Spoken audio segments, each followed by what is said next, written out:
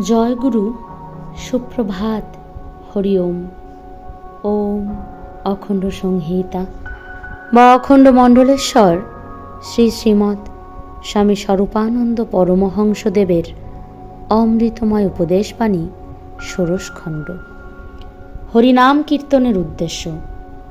হরিনাম কীর্তন করিয়া মনকে শান্ত, স্নিগ্ধ, ক্লান্তিহীন, ক্লেদবর্জিত, কলুষমুক্ত করিব বলিয়া 10 জনে এক স্থানে বসিয়াছি। এ স্থলে প্রত্যেকেরই লক্ষ্য রাখা উচিত যে কি করিয়া পরিকীর্তিত নামের রসে মনটি অতি সহজে ও স্বাভাবিকভাবে মজে ডোবে হাবুডুবু খায়। চেষ্টা করিতে হইবে তাহারই।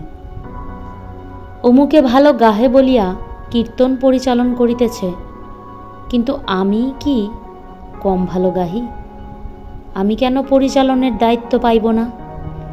এই জাতীয় অভিমানস্ফীত ভাব এ সময় মনের মধ্যে রাখিবে না। মনে মনে যে যত বিনীত, তাহার কীর্তন তত মধুময় হয়। কীর্তনকালে অহংভাব বর্জন করিতে হইবে। আর একজনে কীর্তন পরিচালনা করিয়া খুব জমাইয়া নিয়াছে বলিয়া সেই বাহাদুরিটা তোমাকেও দেখাইতে হইবে, ইহার কোনো সার্থকতা নাই।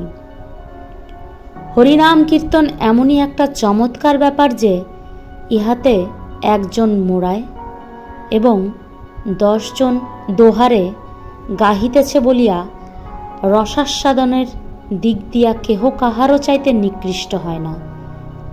হরিনাম কীর্তনকারী মাত্রেই কীর্তন শ্রোতাদের কাছে পূজনীয়, বন্দনীয়, মাননীয় ব্যক্তি হইয়া যায়, কারণ তাহাদের প্রাণান্ত শ্রমে শ্রবণকারী বিনাশ্রমে প্রেমরস আস্বাদনের সুযোগ পাইতেছে। কীর্তনে যোগ দিয়া সকলে মিলিয়া প্রেমানন্দের উল্লাস সৃষ্টি করো। কে পরিচালন করিল, কে দোহারি করিল, ইহা মোটেই বিবেচ্য নহে। কীর্তন অনুষ্ঠান করিয়া তোমরা হরিনামেরই জয় ঘোষণা করিবে। তোমাদের নিজ নিজ জয় ঘোষণার জন্য হরিনাম কীর্তন নহে। হরি ওম।